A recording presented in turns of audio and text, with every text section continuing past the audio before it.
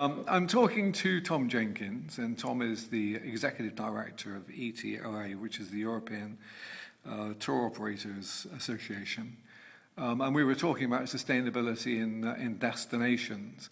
We're having an interesting chat about what extra value tourists bring to a destination. So tell me, Tom, what's your view about that? Well, I mean, the value that tourists bring to a destination is well documented.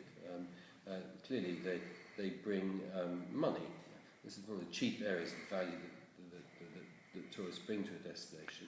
And they don't just bring money. What they do is they bring money which would not otherwise be in circulation in that destination.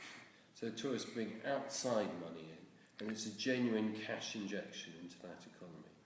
And this is seldom appreciated by the people who live in the destinations where they visit. You're very keen as well on the sustainability of destinations, aren't you, in terms of the cultural aspects and that sort of thing? Oh, I think one of the things that as an industry, we have to be quite sensitive to the impact that we have on communities. I mean, it's not easy if you feel yourself to be a distinct, precious community, and after all, distinctive communities are the ones that are attractive from the point of view of tourists. If you're a distinctive community, you feel that somehow large quantities of tourists rob you of that distinctiveness.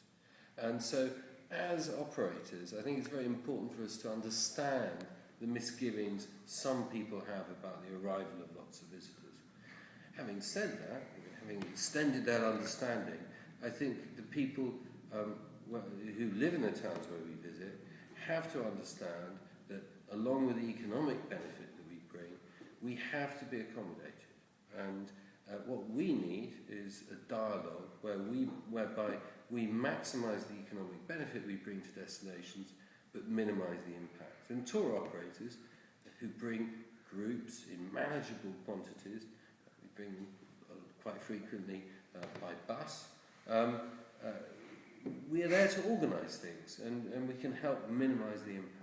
And I think this is a dialogue that I'm very keen that we should pursue.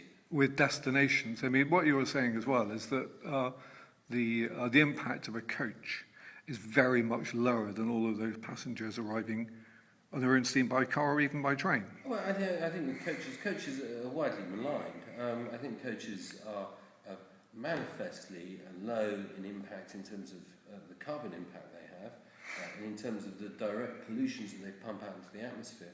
Coaches are now not clean. They're absurdly clean. The new guidelines produced by the European Commission mean that a coach is almost less polluting than an individual car. And it's not a question of, it would be a lot more disruptive for these people to arrive by car. The answer is they couldn't arrive by car. You cannot get 48 people arriving individually in a car and place them in the centre of a town. You can easily get them there with a coach that can drop them off and retire elsewhere and come back and pick them up. It's manifestly the best way for people to arrive in a town.